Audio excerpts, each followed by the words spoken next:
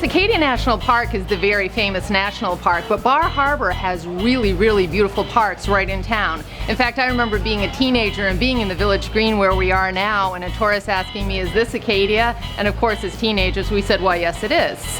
But it's just one of several parks that you will love exploring when you come here, or if you live here, you will. We're really, really fortunate today to have Dick Koff, who is the president of the Village Improvement Association and the vice president of the Bar Harbor Historical Society, who probably knows the history of Bar Harbor and everything about Bar Harbor as good as anybody in town. He's going to take us on a little tour. Hi everybody, my name is Dick Koff. I was born in Bar Harbor and raised here, and I did tours through Acadia National Park for 40 years, and we're going to do a walking tour of Bar Harbor and some of the highlights around town today. I'm sure you've asked yourself in the past, what makes Bar Harbor so popular? Well, one of the reasons is this place we're standing on right here. This is the Village Green. And the Village Green was originally the Grand Central Hotel. And it had over 350 rooms. And the town bought the property when it became in disrepair and tore it down. And then the Village Improvement Association came in and leased it from the town.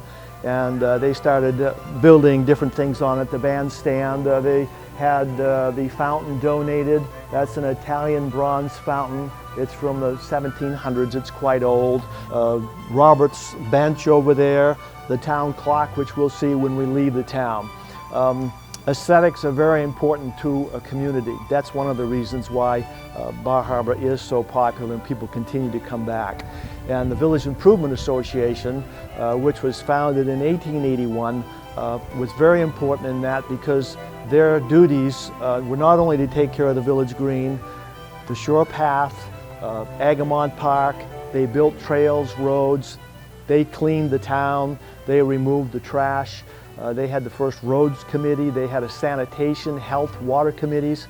They had all these committees, so they were very progressive for their time and had a lot of amenities in this community that you wouldn't see in other towns that were as small as Bar Harbor. So those are all reasons why we have the infrastructure that we do here. We're at the Village Green still, and I'm standing next to the town clock. This was something that the VIA raised half the money for. It was done in 1896, and it wasn't always at this location. It actually used to be across the street down by Bees, and this was eventually moved here. I did want to mention earlier that this is the VIA's 135th anniversary, and we'll be holding our 125th annual meeting. It's also the centennial of Acadia National Park, and it is also the 70th birthday of the Bar Harbor Historical Society. At the Village Green, which we just left, we talked mostly about aesthetics. We're now standing on Main Street, and I wanted to talk about anchors. And I don't mean anchors in the ocean. I'm talking about community anchors, like the two banks around us, churches, museums, the post office, professional offices like for lawyers, doctors, real estate companies. Those are what make a village, and they're very important. Now you'll notice on the streetscape here, you've got a blank space between these two buildings. In the old days, there were no blank spaces, there were just buildings. And until 1913, no cars were allowed on or in Bar Harbor. And after that time, they decided to let cars here, but a lot of the summer people liked it the way it was, just horse and carriage, buggy, things like that. But they eventually gave in and felt that they were holding up progress, and so cars were allowed on the island. Well, once that happened and things started getting busy, you had to have parking. So sometimes buildings were torn down like here, and those were turned into parking spaces. Back in the early days, there was no control over what got built in the town. There was no code enforcement officers, no design review boards or things like that. But eventually, towns began regulating what was built and how it looked. This used to be the location of the Agamont Hotel. It was the first boarding house or hotel built in Bar Harbor. It was about 1844. And one of the first artists to check in here that really made Bar Harbor famous was Frederick Church and Thomas Cole. There were two of them actually from the Hudson School of Art. And they did a lot of painting here. They would take their work back to New York. It would be displayed. Other people would see the pictures and the beauty of the area, and that's when the rusticators, or the summer people, started coming up here. And again, they would first stay with local people at the boarding houses, then at the hotels that were built, and eventually a lot of them began building their own homes up here. Now the hotel was torn down, and again the town had the foresight to buy this land and establish this park here, and this is called Agamont Park. The word Agamont is French, and if I remember correctly, it means something like pebbles on the water. Behind us is a fountain, not unlike the one in the village green. That was built by a man named Eric Soderholz. He was a very famous sculptor, and he started out doing photographs and went to Europe, and he ended out working in concrete.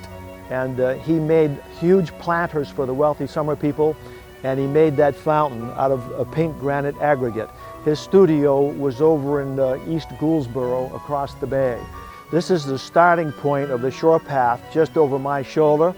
This walk used to extend for quite a few miles along the ocean.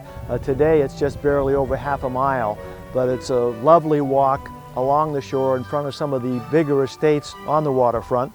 And we're still down next to the town pier, and the town beach is down below us also. One of the first duties that the Village Improvement Association took on in 1881 after they formed was the maintenance and the building of the shore path. Over the last 135 years, we probably spent over $500,000 repairing the shore path. The shore path is actually private property. This is owned by the landowners who have property along the shore path, and it's a privilege for us to be able to use the shore path. So it's important that we always respect their rights as landowners, because in reality they could shut down the shore path anytime they wanted to. It's just one more amenity that we have in Bar Harbor that other communities don't have, and it draws people here. People, probably thousands of people, walk the shore path every day. We're still on the shore path, and certainly the shore path would be considered an amenity for the town of Bar Harbor. A different type of amenity would be services or accommodations and things like that, or other sightseeing activities. Again, those all draw people to Bar Harbor. I wanted to mention a little story to you about the shore path. There are a lot of postcards that have been around for as long as the path, so you're talking over 100 years ago. And at one point somebody took a photograph, and they went back home, and of course while they were here they asked someone what this path was, and in their down east accent they said, "Oh, that's the Shaw Path." So they labeled the postcard S-H-A-W path instead of shore path. So sometimes the accent does confuse people. Behind me, down on the water, we're looking at balanced rock. That's what you'd call a glacial erratic. A glacial erratic is just a stone of any size that was carried in by the glacier. It's probably over a mile thick, and it covered this entire area 10,000 years ago. So that particular glacial erratic actually came from Lucerne, Maine. Now they can actually study these rocks and study the type of rock that they have in Lucerne and know that this is indigenous to that area. So that's kind of neat. You'll also find some old postcards of this rock with people with parasols and things climbing and in their dresses. So you're again talking in the 1880s. This section of the path and Grant Park will be redone in the next year. We've raised money through the Parks and Recreation Committee in the town of Bar Harbor to redo Grant Park. So you can follow this path down as far as Wayman Lane and where the hospital is, and then that would bring you back up into the village of Bar Harbor.